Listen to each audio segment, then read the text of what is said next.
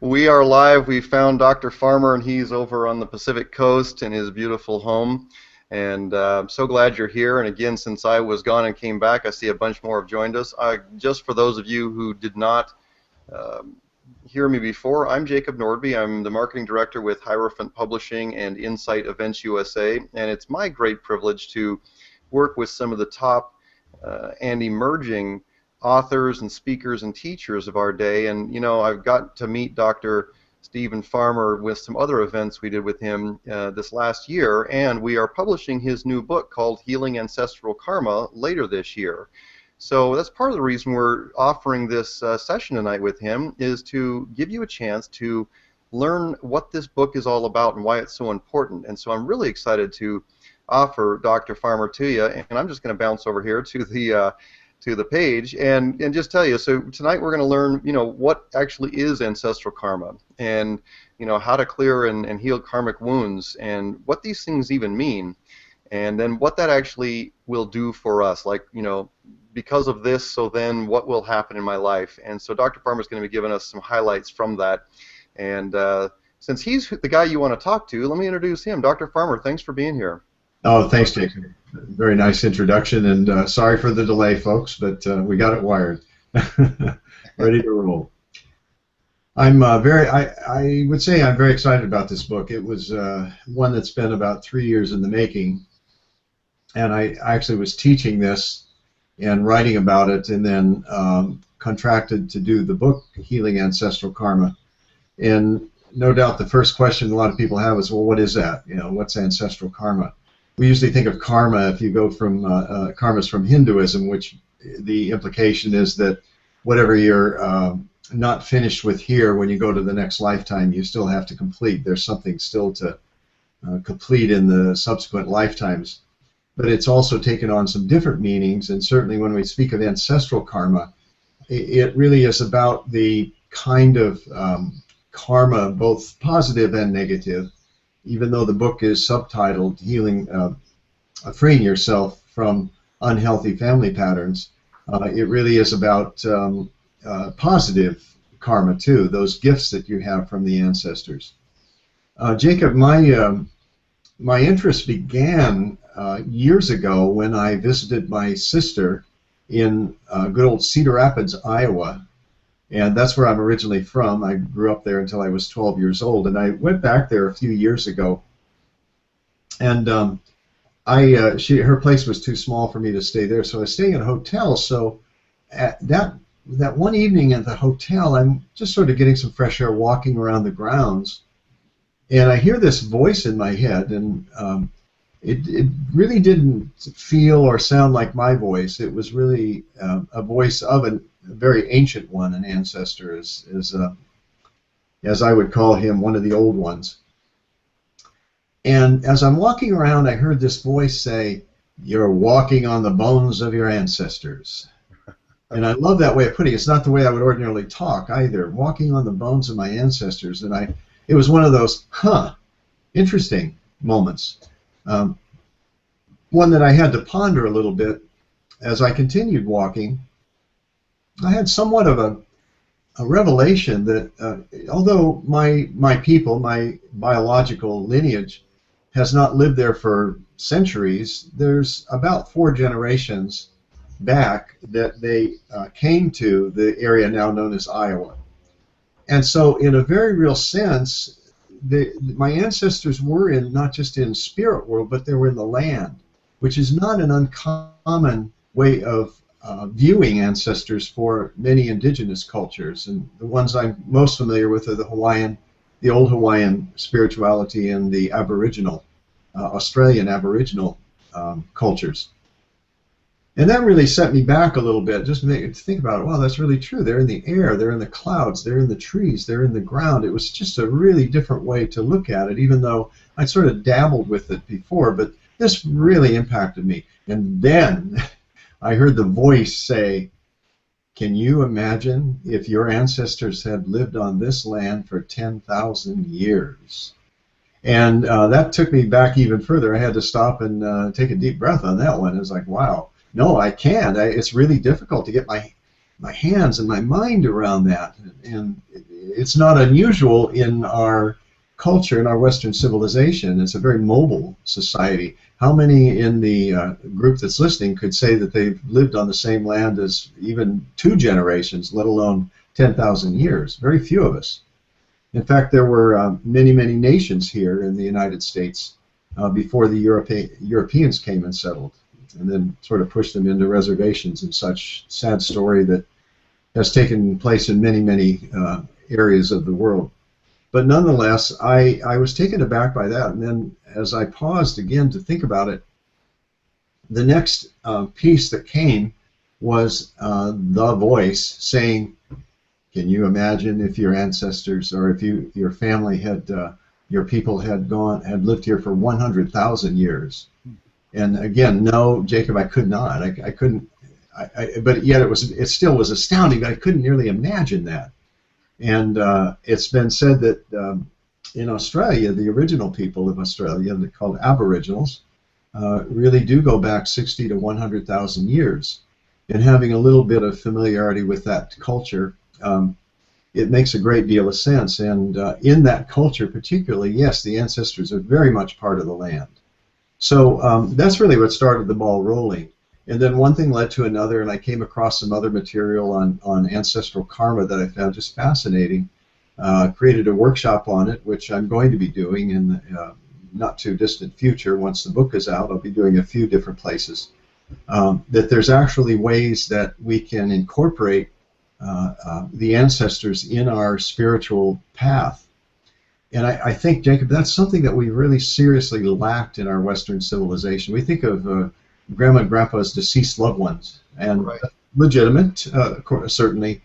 But part of my mission is to reframe that. Yes, they're deceased loved ones, but mom, dad, grandma, grandpa are really ancestors, and we can contact those ancestors and we can incorporate them in our lives. I'd say the vast, well, I'm not sure about vast majority, but so many other cultures have their ancestors worked into their lives in a very active way. Mm-hmm. And we really don't typically do that. So that's the gist of what I'm aiming to do with this book and with the classes and workshops and even the private healing sessions, is to really bring the ancestors in even more and more consciously.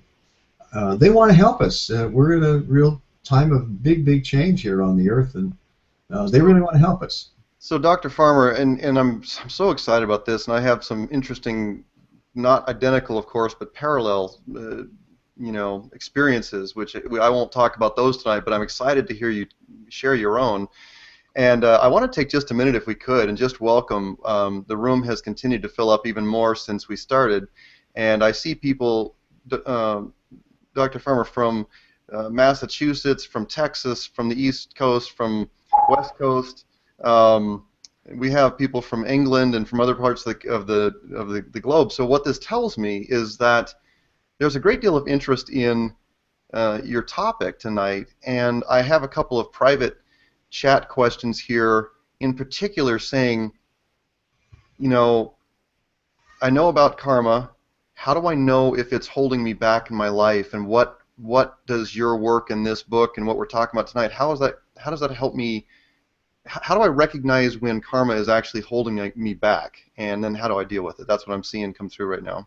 Well, I think a lot of us, at one time or another in our lives, really feel like we've hit a block or a wall of some sort in our own path and our own evolution, our own spiritual development.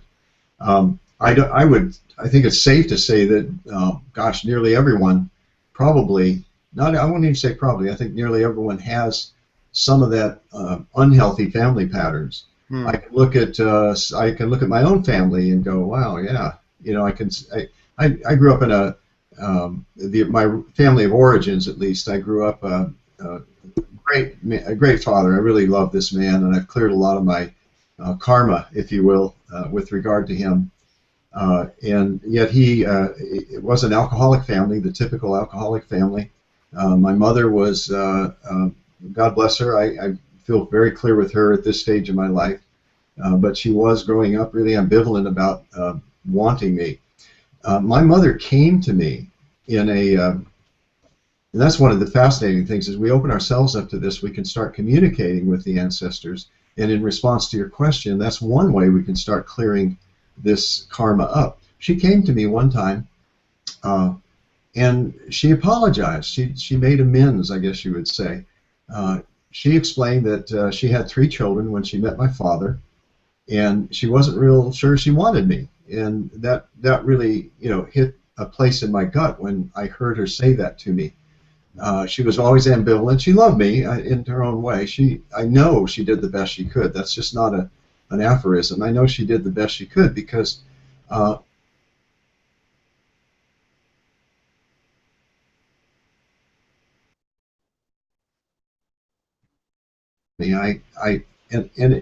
it wasn't that I said, "Oh, I forgive you, Mom." It was a feeling of just releasing and letting go.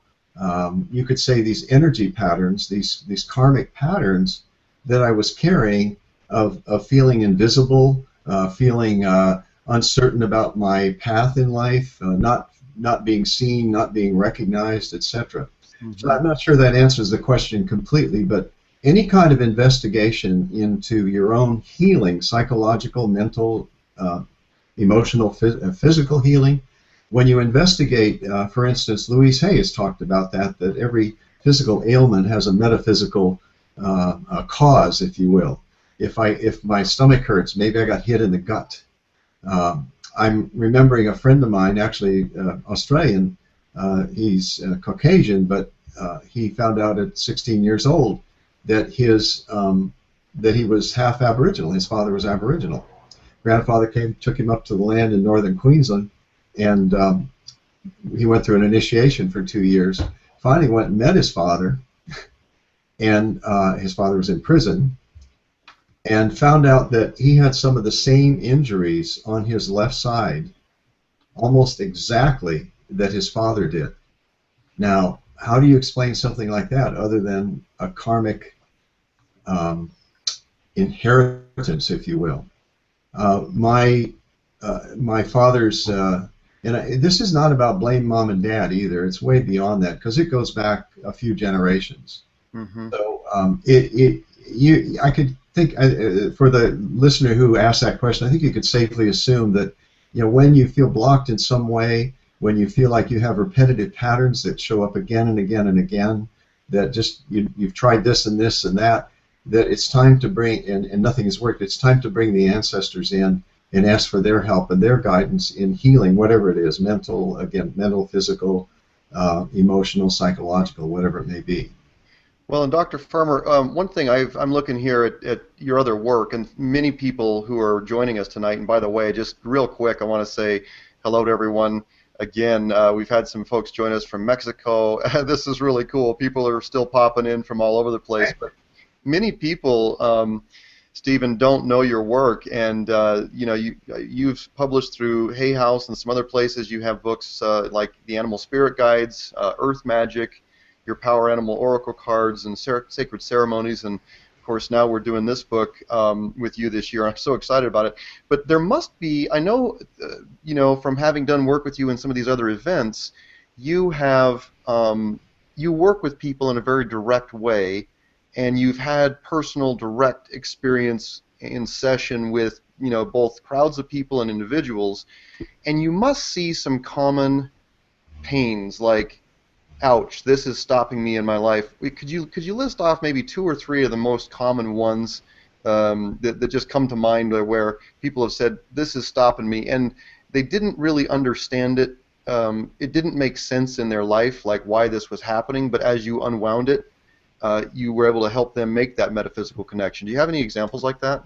Yeah, I think, Jacob, the first one that comes to mind is what you could say is perhaps the greatest wound of all that I think many of us have suffered and perhaps still suffer, which is, and I want to say that I want everybody to hear this very carefully, it's the illusion of separation from spirit. Mm-hmm. And I know from your work and conversations, and I've seen some of your writings, Jacob, that you do what you can to stay attuned to that. So I encourage everybody to find some sort of spiritual discipline that helps you remember.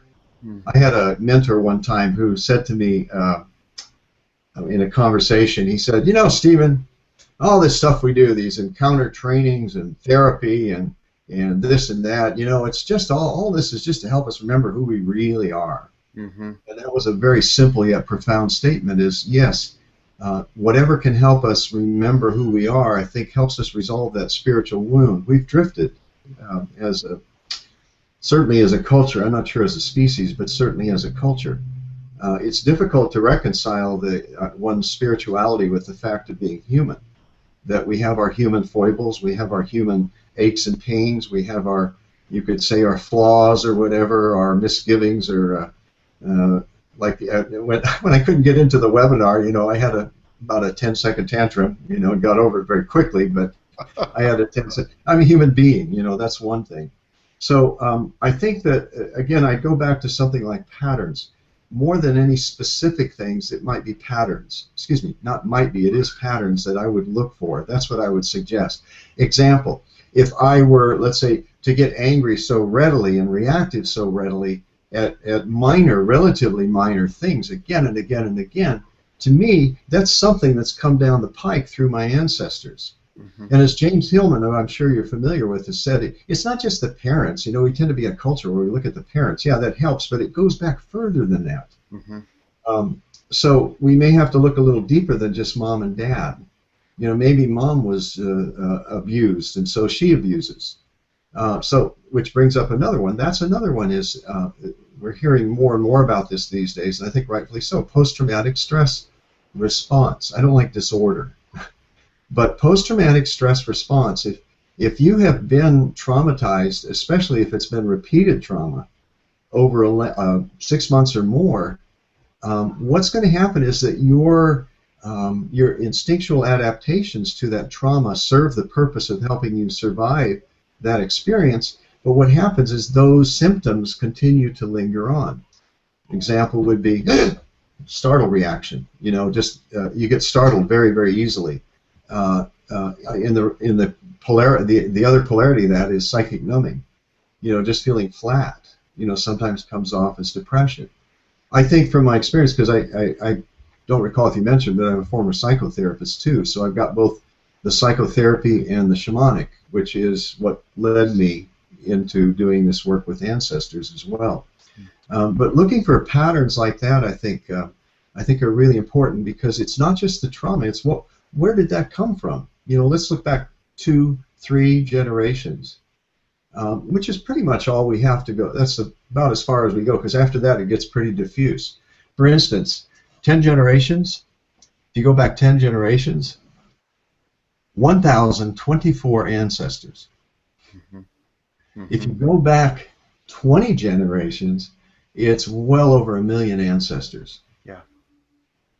Which also is another part of this mission, is to really support the idea, not just as a saying that you throw out, you know, we are all one, but whoa, when you look at that, you know, we are really much more the same than we are different. 99.99% of our genetic sequencing as human beings is exactly the same. Let me repeat that, 99.99%.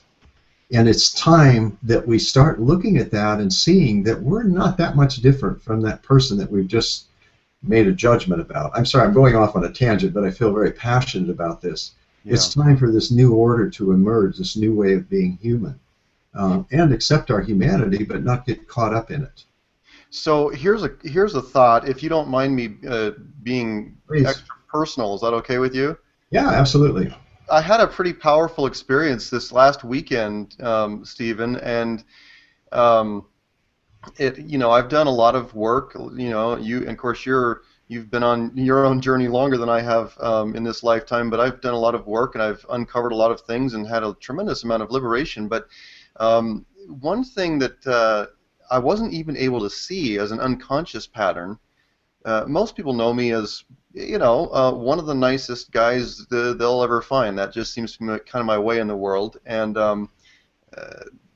that's both gets me a lot of places, which is nice, but it also has limited me when it comes time to really assert myself and step into my own authority, and especially as it relates to, you know, like female authority figures, and I've never had any rebellion with that. There's not been anger and like pushing back, but there was some limiting. Like I would really, just go into extra accommodation mode. And I had an experience this weekend that really highlighted that. And of course, I had a loved partner with me who was able to really help me through it and call me out of that unconscious pattern and see how limiting it was. And it was because it was so personal and just this last weekend, I wanted to share that with you. And I didn't really examine it in this case for ancestral ties, but at least in this lifetime, and perhaps you'd like to talk about that, but at least in this lifetime,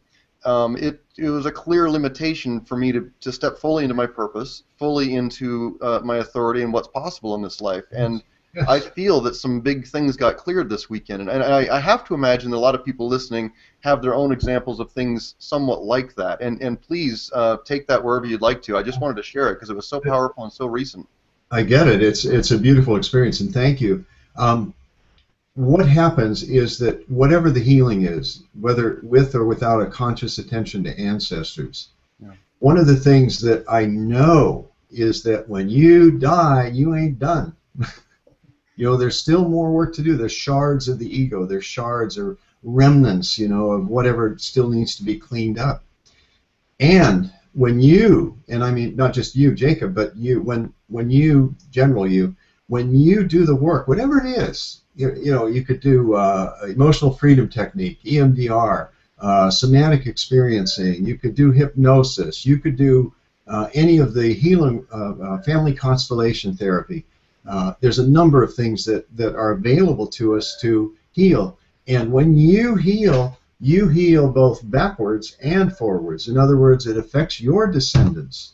Yeah. I've got 2 daughters, grown daughters, and I've got 2 stepdaughters here with Jessica that I influence and provide a stepfather role with them. And my daughters, I think, have just been great about being able to clear things with me, my misgivings, my failings, especially my oldest daughter. She and I, she's great. She comes, we've had 2 conversations where I owned it. I said I wasn't a perfect father. Now that allows her not only to heal, not only does that allow her to heal, but it allows her, my descendants beyond her, to not have to carry that burden. What you did, the healing that took place for you, will affect not only your ancestors, again, whether you're conscious or you're thinking of it that way or not, but will help them move along in their spiritual evolution.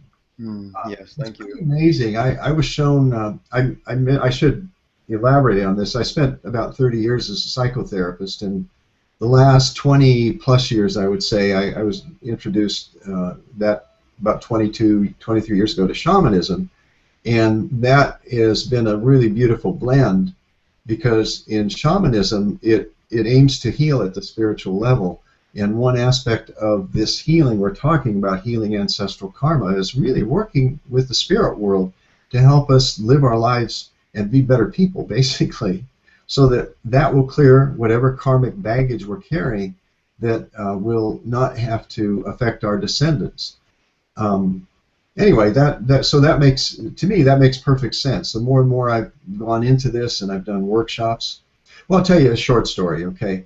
I did, probably done this 7, 8 times, this workshop on healing ancestral karma, and I'm sure I'll be doing it more, in addition to, my other workshops, like you've mentioned some of the other works that I put out. I did this workshop, I think it was about 1.5 years ago, and I got an email the very next day from one of the participants, and she wrote, she said, "Thank you for the workshop. It was very, very healing, very powerful. I had a dream I wanted to share with you. I saw in the dream, in the forest, a fire that was in the midst of a circle of men.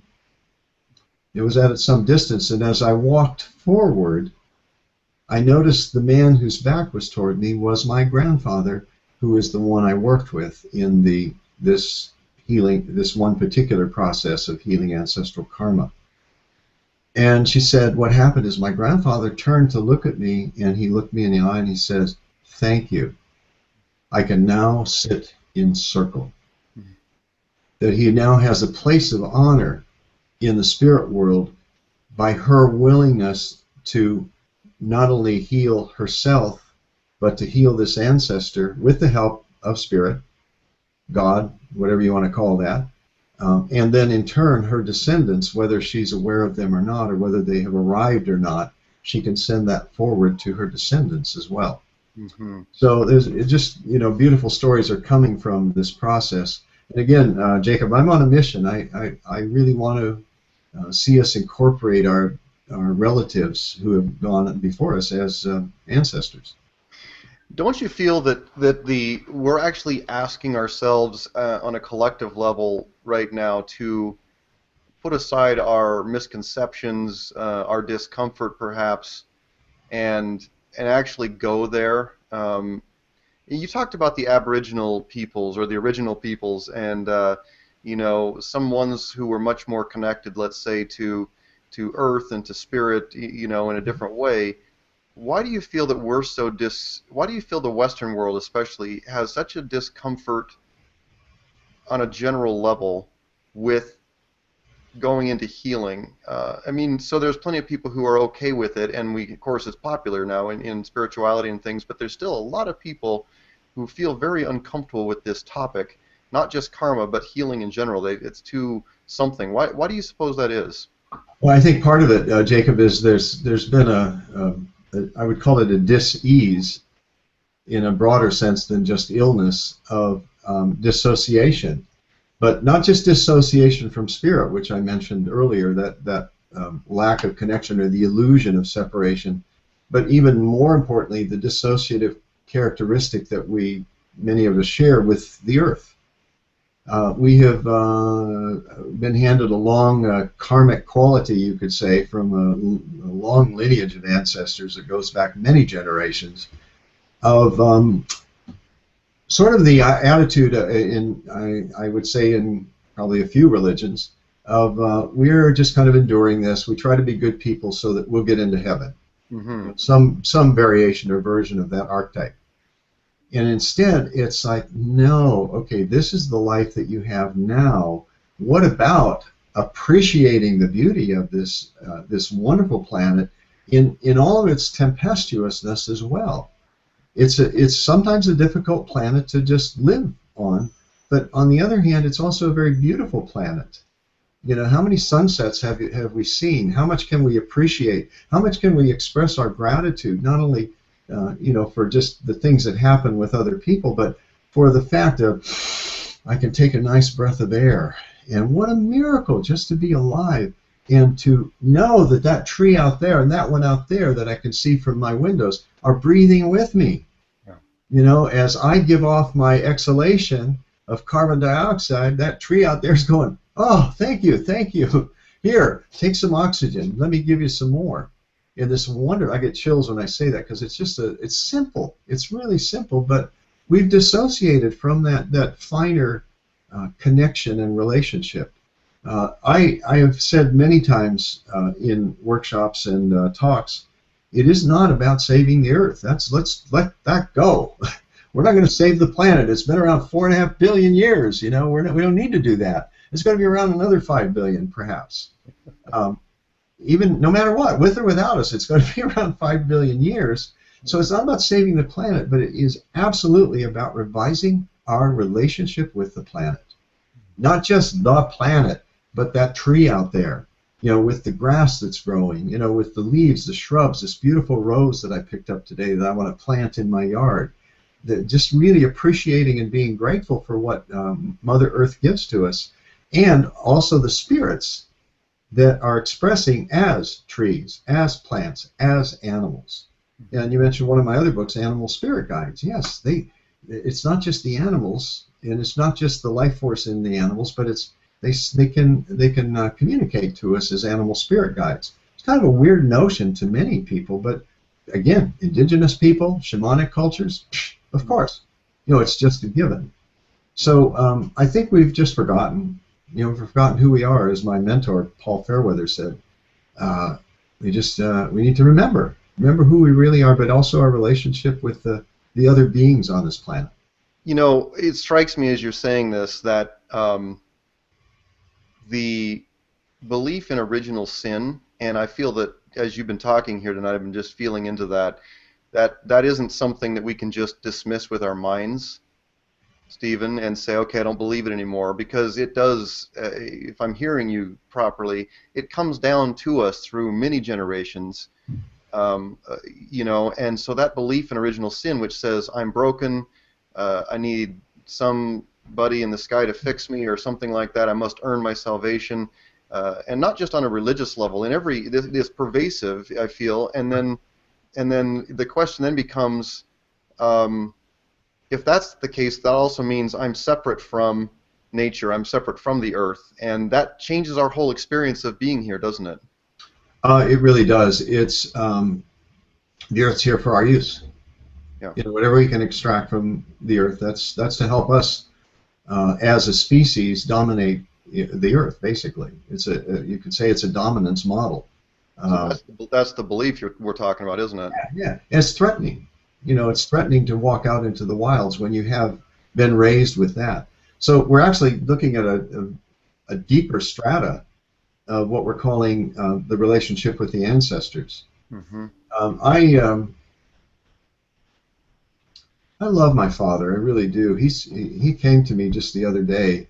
In the process I use, my spiritual discipline, it's kind of like a meditation, but it's a shamanic journey, and probably quite a few people who are listening know what that is or have heard about it. But it's my form of spiritual discipline. And when I did this journey, I was taken to this area in that was called the Land of the Ancestors, and who showed up with Richard, my father. And he basically, it makes me really kind of emotional as I say this, but he basically offered me a blessing. He thanked me for watching out for, you know, my clan. I'm now the patriarch. You know, I got the gray hair. I've made it this far. You know, so I've got nephews, nieces, grandchildren, grandnieces. You know, quite a clan spread out throughout the United States. Um, but also, he told me very specifically that my grandson, 9 years old, really needed more direct contact with me. And there's a long reason for that story behind that. But I had no doubt. I talked to his mom, my daughter. Jaden is my grandson. And she said, you know, he does. He needs it because his former stepfather is his grandma and stepfather, step grandfather, I guess you'd say. I hope everybody follows this.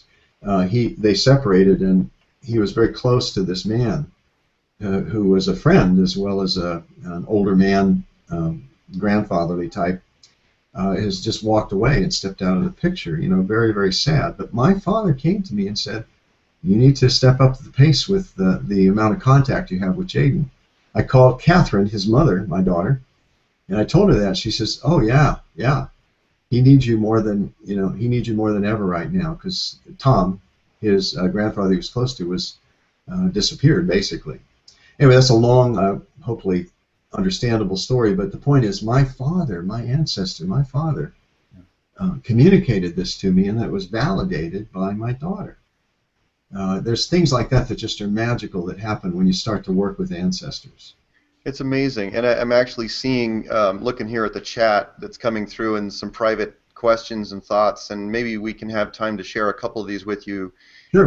in a little bit. But one thing that it feels would be really appropriate, if this is okay with you, would be, could you perhaps lead us, or at least describe what, after this session with you is over, what people might do to consciously connect with, take that journey, and actually have that connection with the ancestors and ask for their guidance and what they're trying to communicate. Are you okay with sharing? Absolutely. Absolutely. In fact, what I want to do is have us do a little chant. Okay. So, and you're welcome to join, Jacob, and I'd invite everybody else in your own privacy of your own home to do this. It's an ancestor calling song. And what I'll do is I'll sing it once, and then I'd like you all, if you're willing to do this, is to sing it with me 3 more times. In other words, 4 altogether. I'll lead with 1, and then I'd like you to join in. And the reason this is a response to your question, this is a start, is to call in the ancestors. it starts setting up, it starts framing that in your mind that, oh, you can call in the ancestors for guidance and protection. So that's one piece we'll do. Ancestors, ancestors, we are calling. Ancestors, ancestors, we are calling. Come, come, come. Ancestors, ancestors, we are calling. Ancestors, ancestors, we are calling. Come, come, come. Two more times. Ancestors, ancestors, we are calling. Ancestors, ancestors, we are calling. Come, come, come. One more time.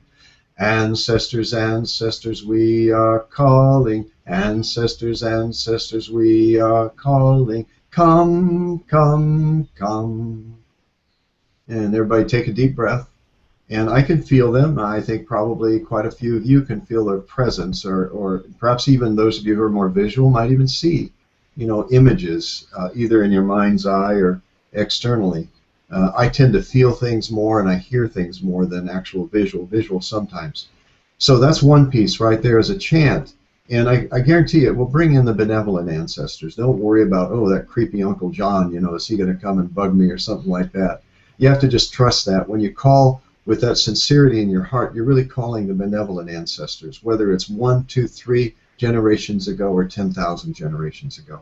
It doesn't matter. The old ones come too. And I say the old ones, those are the ones that have gone through their spiritual evolution and have made choices to return to help us out. They know that we're hurting right now. They know that our relationship with the earth has suffered. Second thing, close your eyes. And you can all do this right now. It just takes a few seconds. Take a couple. Good, Jacob. Yeah, take a couple of deep breaths. And either in your mind or even spoken out loud. My ancestors, I would like a sign from you of your presence. Thank you for bringing that to my attention. And then just wait and see what happens. Now, interesting how signs show up. One of the most common ones is through animals. And that's another branch as an animal spirit guide. And my pitch for that is when an animal shows up in an unusual way or repeatedly in a short space of time, something really big is going on. You could say, well, it's just the animal. It's interesting. Crow landed right in front of me 3 times in a row. Well, okay, that's kind of cool. Or you could see it as possibly an ancestor has sent that crow to you. And really, not just, you see crows all the time, but landing in front of you or flying across your windshield.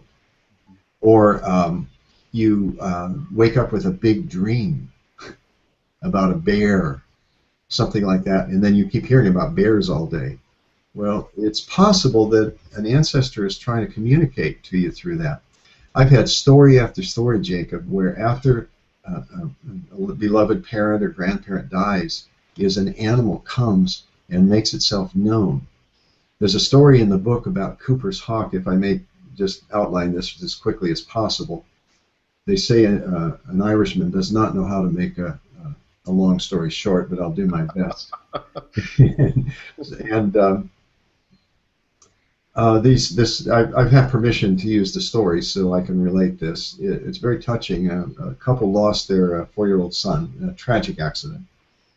His name was Cooper, and they had never had any interest in spirituality, particularly up to that point. But then they just started getting very hungry to try to make sense of this. How do you make sense of something like that? I don't know. I don't know what it's probably one of the worst things that could happen.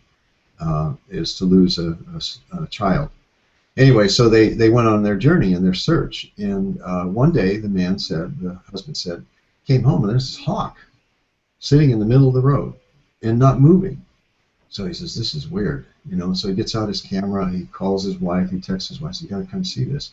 This hawk showed up for the next 4 days, and he determined initially that it was a red-tailed hawk, but then they went and they looked it up. And there's a type of hawk called Cooper's hawk.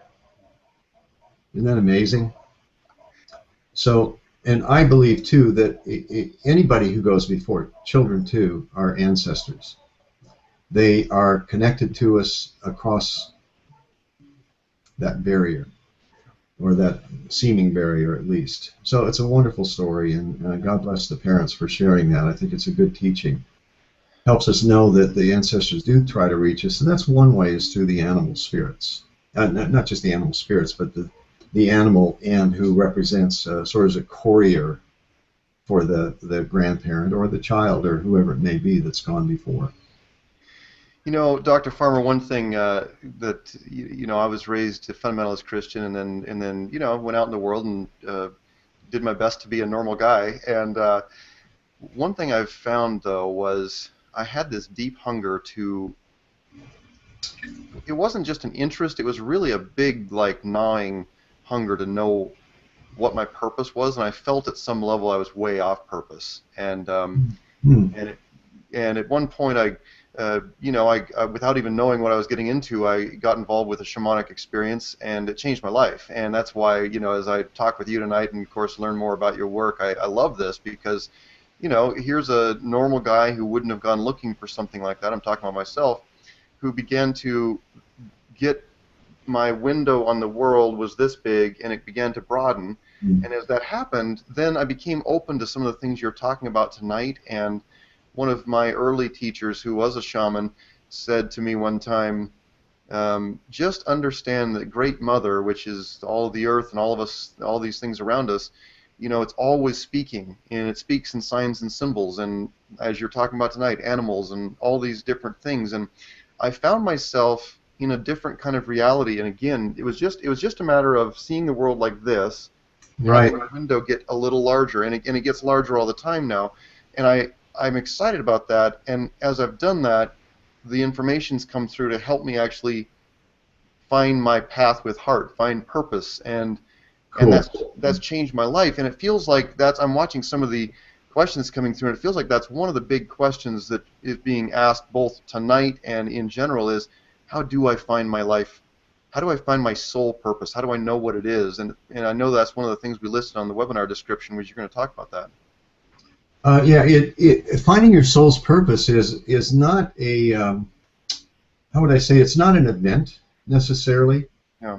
It's like for you that I believe, and correct me if I'm wrong, but it was like a spark plug, Right. an initiation into, as you described it very well, expanding your vision and your sense of what this was about for you. So first thing I would say is it's a process. It's an experiment. It took me a while to really capture my soul's purpose in words, and I find that if what I did is tried this word on, and then tried this word on, and then tried this word on to see what really resonated with my heart of hearts. And at this stage, it's really three words that I would say, for me, capture my soul's purpose, which is healer, teacher, and communicator.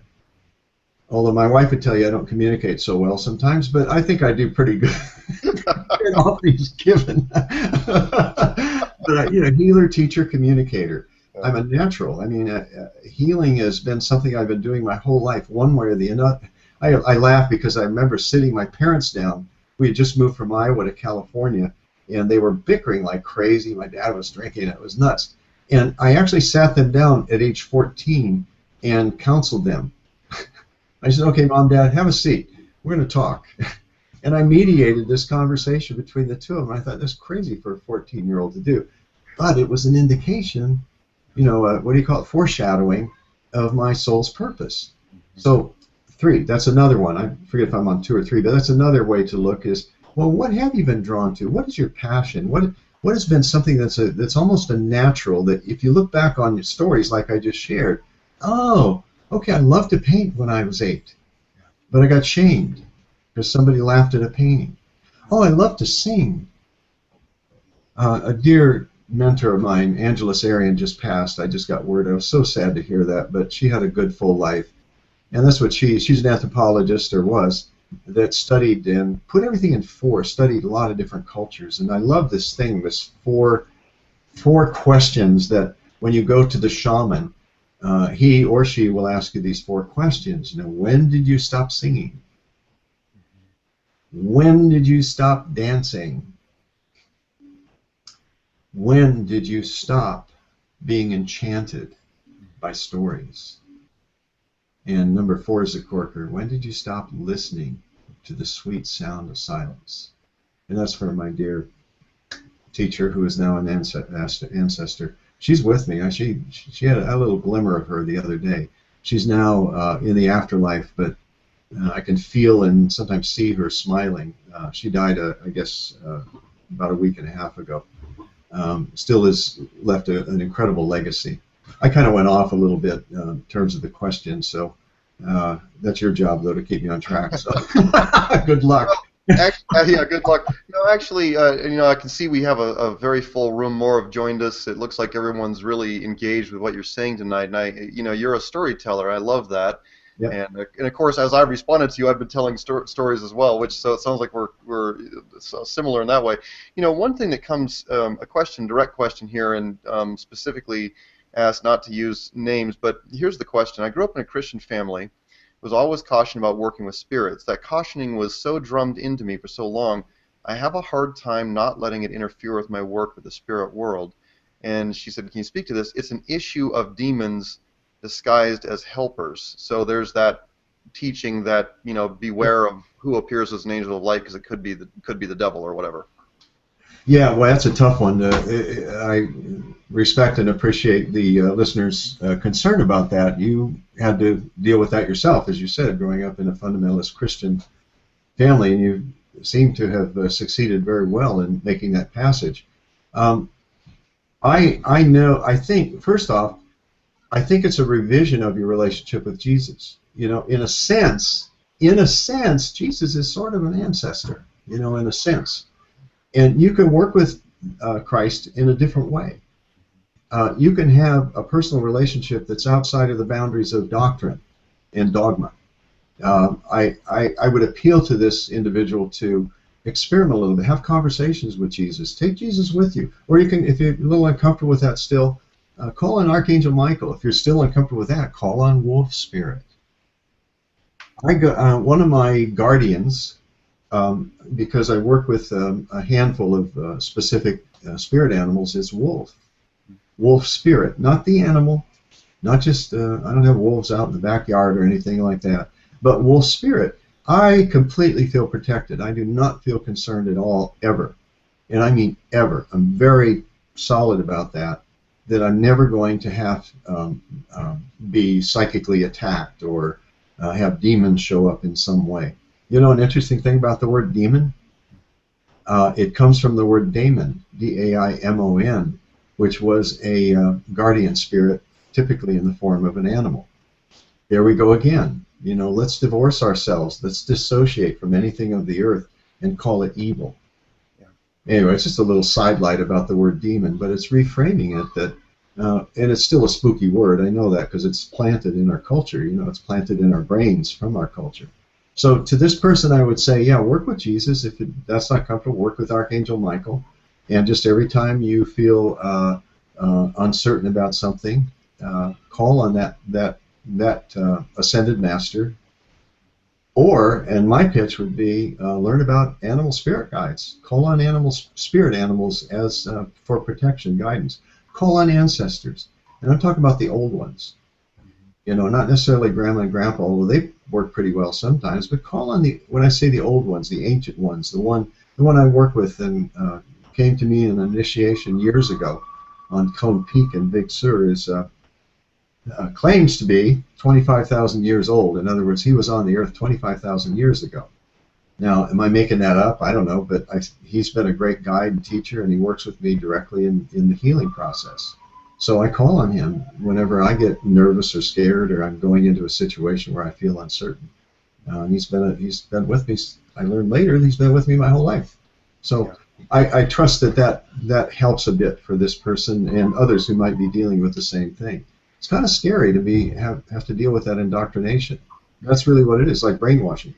Well, it clearly is, and I can see from some other chat that's come through as you've been explaining that it's a common question. So I appreciate that being brought up. And here's another one. Let me find it here. This one's from Venezuela. Parents were from Spain. I'm living in Mexico for the last 10 years. The last 5 years I had were in some way terrible. Now I have to move to the U.S. And I'm wondering if finally I cleared the karma in this country, and now I have this incredible opportunity to live in the U.S. And so I'm interpreting that question as to say there's been a lot of hard stuff going on in these sort of ancestral countries, and now she's feeling perhaps clear to come here and wondering if maybe she's done the work that was needed to be done or something. Can you help me with that? Absolutely. As I said, even in relation to the questions about soul purpose, is sometimes you have to wander a little bit till you just begin to discover through that process. So, by contrast, I would say yes, move to the U.S. and see how it feels, but bring your spirit guides with you. You know, ask your spirit guides to help you out with this. Look for omens and signs. Again, this is something that's so, it's a given in indigenous cultures. It's a given in, sorry, I got distracted, a silly message came through. It's a given in indigenous and shamanic cultures that the world communicates to us, just as you were commenting earlier, Jacob. It's a matter of learning how to listen better. And that's part of my mission, again, for myself as well as anybody I teach, come across, do any healing work with, is encourage different ways that we can listen, like through the animal spirit guides, like going up to a tree, talking to a tree, sit by a tree, ask tree to help you, call on the ancestors, you know, call on benevolent ancestors. If you want to qualify it, qualify it and say, I'm calling on the benevolent ancestors, and do that chant, and then ask them for the guidance to give you signs.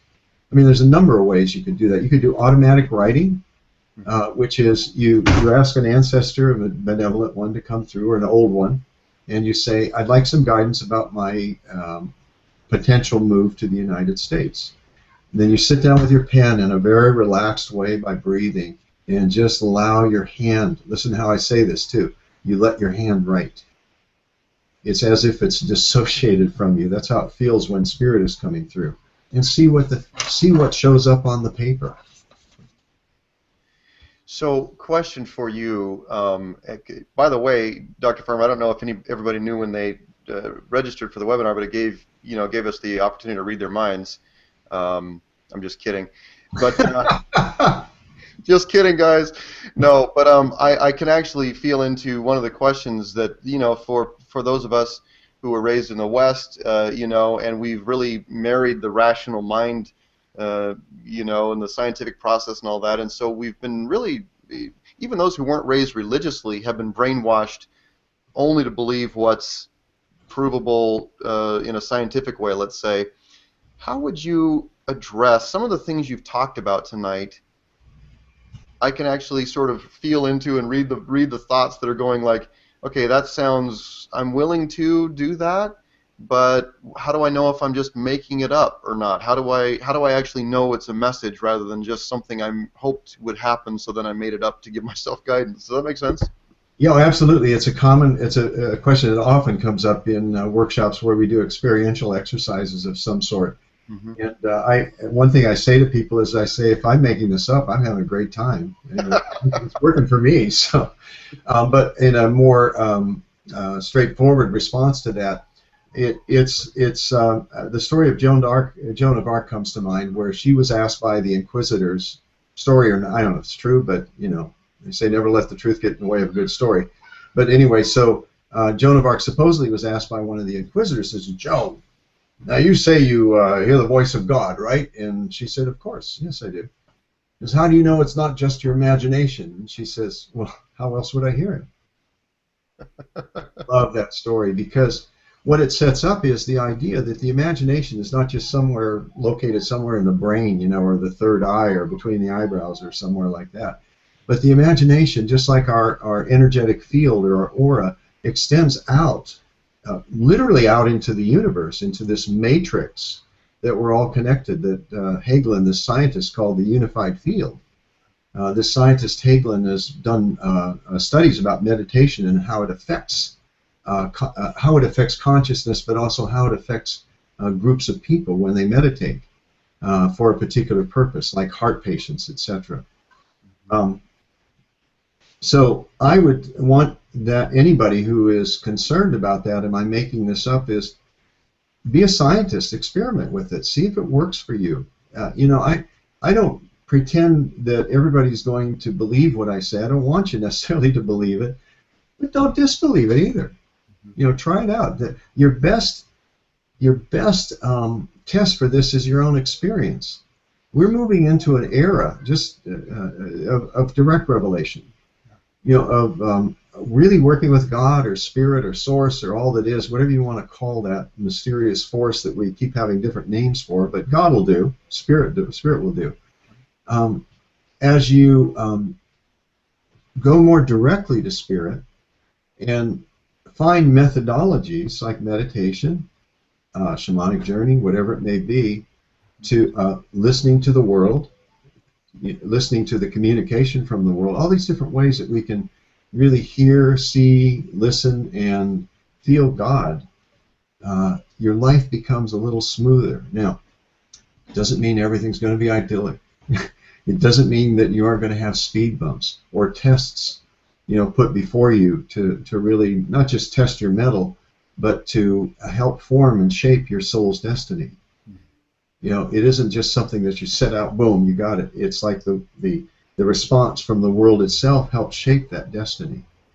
And I've done a lot of work on myself, as I know you have too, Jacob, or I assume so from what we've talked about. And it's not always been easy. You know, I've had to, I'm in some ways amazed that I'm still here and alive. But I'm grateful for it at this point. And I still run it, and I do my work, I do my homework, you know, as best I can. I can't say I'm perfect at it, but I do find that as I have evolved psychologically and spiritually and healed some wounds and the karmic characteristic of some of those wounds, that, how do I put it, I get over stuff pretty quickly. You know, a friend of mine, and I can't say the actual way he said it, but he said, you know, most things in life are, ah, shoot, oh, well. You can read between the lines. But it really is the distance between, ah, shoot, and oh, well. And I must say that as I've continued to do the work that I'm called to do here, that distance becomes less and less. Like I mentioned, a 10-second tantrum. You know, what's the point? You know, okay, oh, heck. Or I've been thinking how, especially we Americans, are kind of whiny, you know, a lot of the time. And I own that myself. I'm just as whiny as the next person. When we're, oh, what was it? Oh, I didn't like this ice cream. I'd rather have had some different ice cream. Well, there's probably millions of people in the world that would love to have ice cream, period, you know. Anyway, I went off a little tangent with that, but I trust that it's useful for those listening. You know, one thing that's coming through right now, a lot of people are having experiences even as we're talking, and one just shared, TJ just shared something that happened recently, and she said, just a few days ago, I connected with a little girl from my past, not sure if past life or ancestor, but could very well be. She'd been buried alive while being in a coma and not able to let them know she was in there. As you know, this extremely powerful connection. After she shared with me her story, we talked, and she asked me to do one thing. She said, forgive before I die. And this individual who's writing this is getting ready to go back under. She's going to have some pretty serious surgery, and she said, this girl that connected with her, she's with me, and together we're going to get through the fear and know all is exactly as it's meant to be. And she just says she loves your work and appreciates what you're talking about tonight. Thank you. Yeah. It's a beautiful story. Yeah. Yeah, that's it was a conundrum for a period of time. Is well, you know, past lives are really ancestral, or our ancestral memories really past lives, and I'm not sure that I've resolved it to my complete satisfaction, but because I've been, a couple of dear friends of mine have shared stories about this. Jade, who is a shamanic colleague, a shaman in his own right, talked about this what he called his mentor took him on a past life regression back to a Siberian shaman, and they would sit and talk to each other across the fire. And this Siberian shaman, by Jade's request, taught him a lot of the ways that he was familiar with. Jade is a Mongolian Siberian. He's got that fold in the eyes, and magnificent-looking man. And one thing led to another, and this story's in the book as well. It's the Healing Ancestral Karma book. But at one point, the old one that was with them, basically what came out, I'm not doing justice to the story, but basically what came out, Jacob, was, oh, that's me. Oh, and I'm him. And then they both had a good laugh about it. So is that past life or an ancestor? In this case, it was both. Right. And there are a couple other stories like that. So again, it's kind of one of those things the conscious mind goes, well, it's got to be one or the other. But at the layer of the deep subconscious, which deals with both and rather than either or, the conscious mind goes, it's got to be one thing or the other. The deep subconscious goes, no, it can be both. And it is.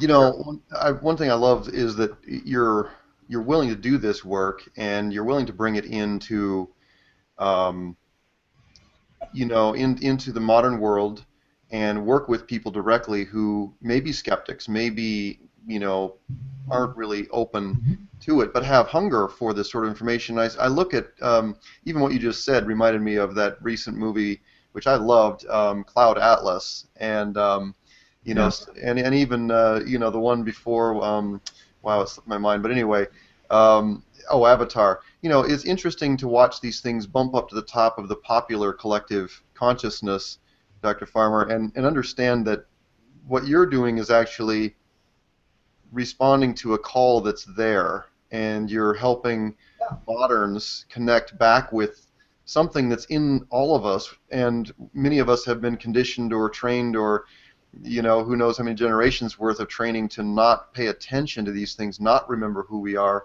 And that's why I just am so grateful you're doing this work. And why don't we just take 1 second, while we've been talking, I put a pop in so that folks who are watching this can click over and take a look at your the pre-order page for your book. Why don't you, if you have seen that pop in and you can click through and take a look at Dr. Farmer's new book, why don't you just put in chat just something so I can make sure that that actually worked. But yeah, go take a look at the page. I put a link in there, and it'll pull up the page. You can see the cover of his beautiful book, Healing Ancestral Karma, Free Yourself from Unhealthy Patterns. He asked the question, is it possible you've inherited the karma of your family members? And it also, second question is, could this explain why family members often go through same trials and tribulations generation after generation? And if so, is there anything you can do to break the cycle? On that same page, you'll get a little more information about the book, and you'll notice it's already available for pre-order. It'll come out this fall. But there's also a bonus, and for those of you who didn't get the bonus when you registered for the webinar, you can get that now, and it's a guided meditation with Dr. Farmer receiving a message from a spirit animal. So you've actually had, you've heard in his own voice and through some of these stories, connecting with spirit animals and getting signs and symbols from, you know, nature around us, and that meditation will actually give you a direct experience of that. And Dr. Farmer, please, you wrote the book and you did the meditation. Please tell us a little more about this. Well, it's again, it's been one thread of my work has been the communication with animal spirit guides, and again, the 25 word or less formula. I don't like that word, but the 25 word or less description of this would be that when an animal shows up in an unusual way or repeatedly, there's a message coming through. And that could be the actual animal, or it could be a symbol of the animal, like a dream or something like that. The interpretation of that might require a little bit of contemplation. Sometimes the animal itself can give you clues, the characteristics of the animal. A hummingbird, the ability to fly back and forth upside down might be telling you, hey, you got to be a little more flexible. A hummingbird, the little flutter thing might tell you it's the message I get often from hummingbird is cheer up, lighten up, that sort of thing. The crow may be telling you to that you're in a period of manifestation.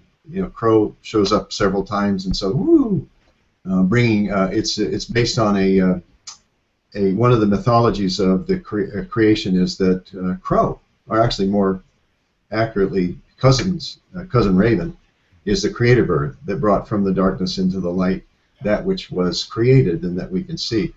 Um, so this guided meditation that goes with the pre-order gives you specific suggestions as to how you can pay attention to the world in a different way, especially animals that show up to you in this way, symbolically or physically, and again, whether in an unusual way or repeatedly. Not just, again, crows are just all abundant around here where I live, but if they show up in an unusual way, then something big is going on. And it is my experience that goes beyond my belief at this point that it really is spirit is sending that animal to you to try to get your attention. I had a hawk fly in one time. A short story. I'll keep it real short. I was goofing off. I was supposed to be writing, one of my projects, and the hawk flew straight down the hallway and bam, right into the closed screen door, or sliding glass door. And immediately I said, okay. And the hawk was okay, by the way, just stunned. And I said, okay, hawk brother, this is what you can do. Hawk brother, what's your message? And immediately I heard the word focus. In other words, stop goofing off and get focused. You need to get this work done. As an example, there's hundreds of stories like that. People can actually go to my website, earthmagic.net, and they'll find a number of articles there, some of which talk about power animals and animal spirit guides as well as keeping track of my schedule and signing up for my newsletter, once a month newsletter. So.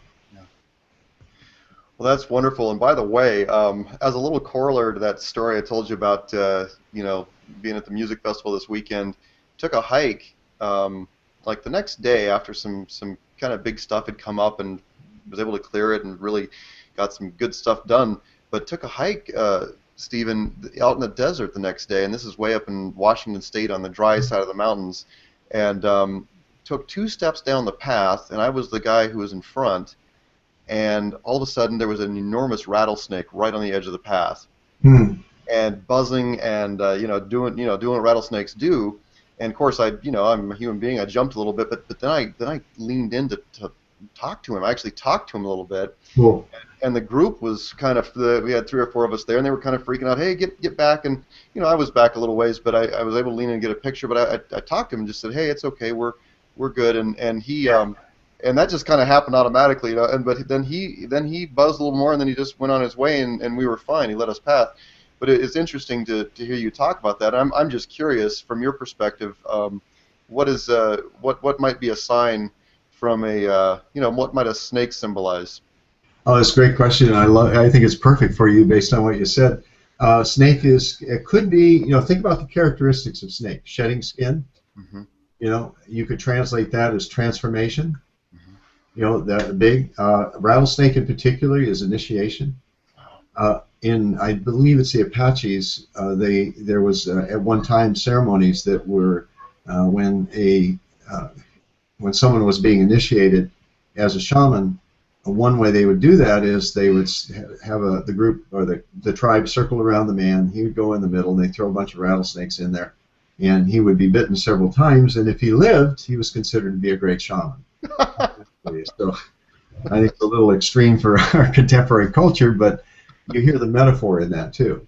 Yeah. Is that very powerful initiation ceremony, and based on what you described, it sounds like there was an initiation into another widening of vision as you described it. So transformation, shedding an old skin, an old skin that doesn't work, you're done with it. Okay. I've been told also snakes won't go near the skin once it's been shed. Interesting. Isn't that interesting?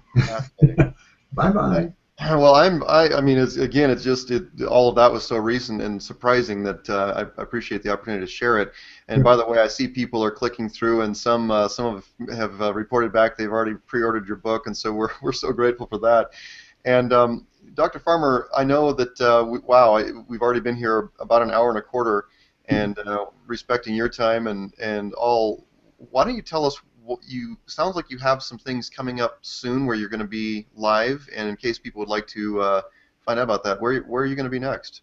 Right. We're forming more of the schedule now as we speak. I just talked to Jessica, who's not only my wife, but my business administrator. She takes care of a lot of the details and sets up the workshops and such. I will be June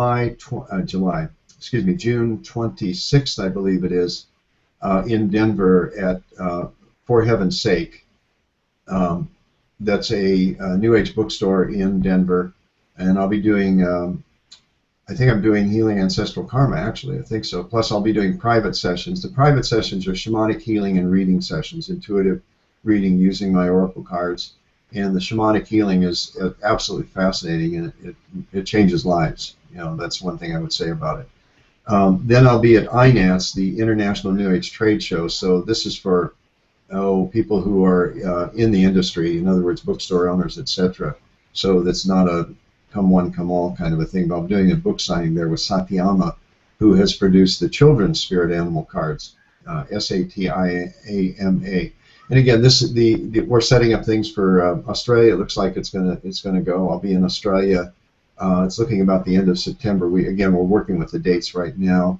At a keynote speaker at a conference there. I'll be in Canada, Toronto specifically, in October 18th. And around there again with some workshops and private sessions. Um,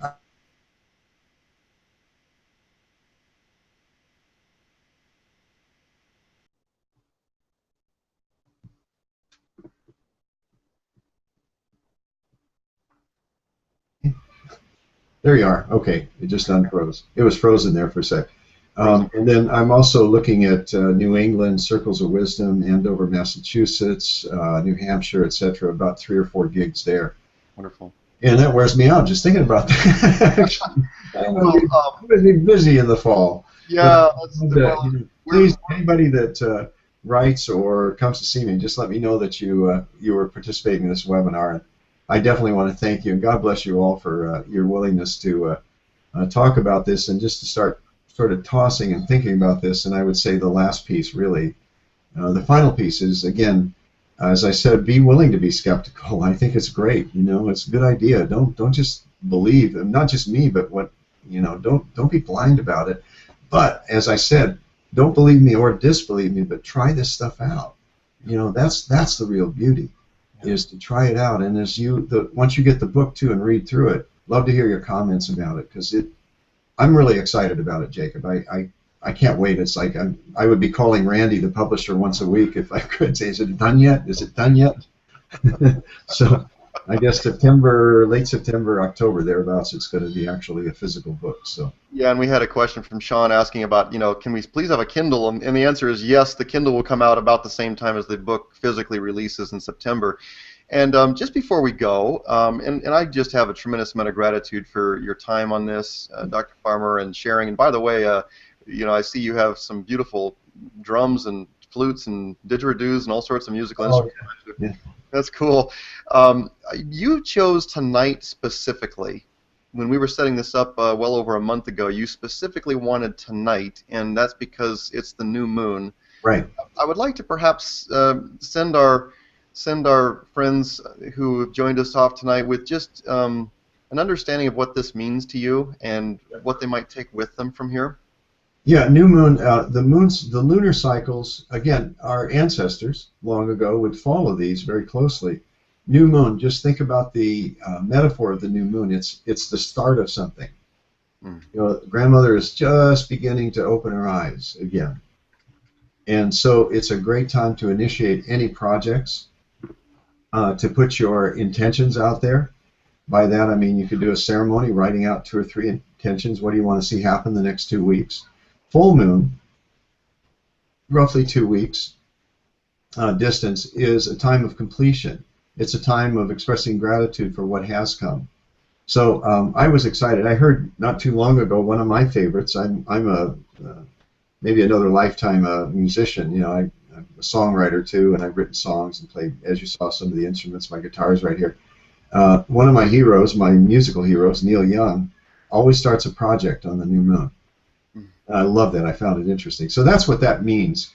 And that's why when you gave me some possibilities this day, it was like, oh, I looked on the calendar and said, oh, it's new moon. It's new moon. So great. Well, I love that you. I mean, even in private conversation and setting this up, and then what we've delivered tonight, you're walking your talk in honoring the symbols, honoring the cycles, and all of that. And I am further inspired by our conversation tonight and by the stories that have been shared, from those who have joined us and by your own stories. And I'm excited about reading your book. Working for the publisher, I don't want to say neener to everyone else, but I'll get a chance to read it before it hits the public. But I'm very excited about your book. And most of all, though, I'm excited, Dr. Farmer, about that you're asking, I hear in your invitation to all of us, what is being invited, what we are inviting each other to do as a collective, which is to remember who we really are, and then to step into that and to use that knowledge and that experience to truly live our birthright on this earth. Would you agree with that?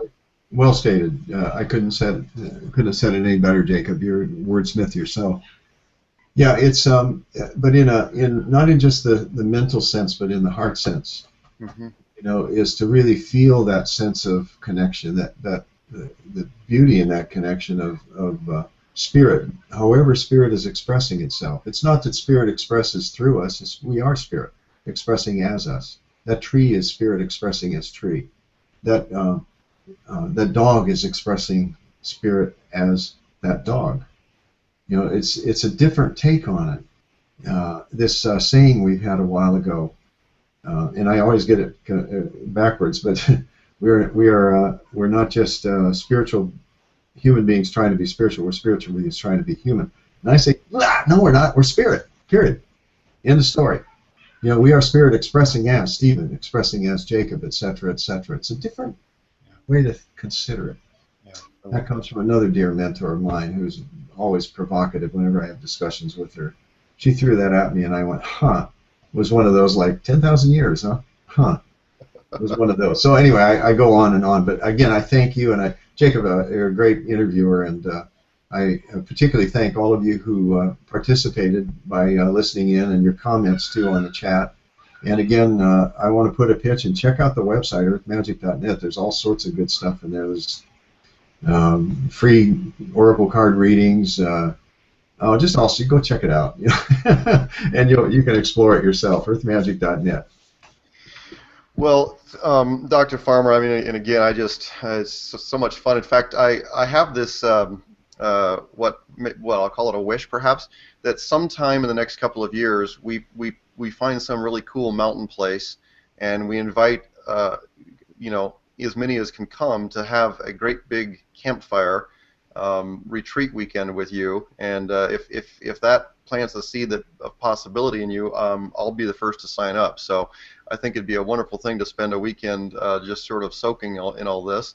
And again, thank you so much for spending time with us tonight, and everyone who did join us and join in the conversation and share your stories and your experiences. As Dr. Farmer said, earthmagic.net. I put a link down here in the chat so you can click right straight through there. And I encourage you, I'm on his newsletter list, I encourage you to sign up and just get these monthly communications and ideas and more information. And of course, if you hadn't, pre-order the book, we'll make sure that you know about how to do that in the future. But connect with Dr. Farmer, and you have a Facebook page. I get those things. What's your Facebook page? It's Dr. Stephen Farmer. It's a professional page, and it's got I'll put announcements, etc., in there, and also inspirational quotes and photos and things like that. So Dr. Stephen Farmer on Facebook. Well, Dr. Farmer, do you have any final words, or are we good to go? It's always a tough one. You want to play a flute or a didgeridoo or something? We could sign off with a didgeridoo. Yeah, I could play. Didgeridoo is interesting. Again, I don't want to go into a long story about it, but I came across it in Australia years ago, and I just love it. And there's various mythologies about what the didge served. One comes to mind immediately is that back when, 100,000 years ago, one of the Aboriginals took a eucalyptus branch and looked in, and there was termites in it. And so he took and blew out the termites, and it became the stars. Isn't that beautiful? That's And there's beautiful. other stories like that. You know, it's again, I think that I would go back to my dear mentor, who is an ancestor at this stage, Angela Sarian, and just invite out all of the listeners to answer those questions, because that also provides the prescription with the answers. When did you stop singing? When did you stop dancing? When did you stop being enchanted by stories? And when did you stop listening to the sweet sound of silence? And thank you, Angelus, for all your beautiful work. Thank you. Thanks, Jacob. Thank you so much. Good night, everyone. Good night.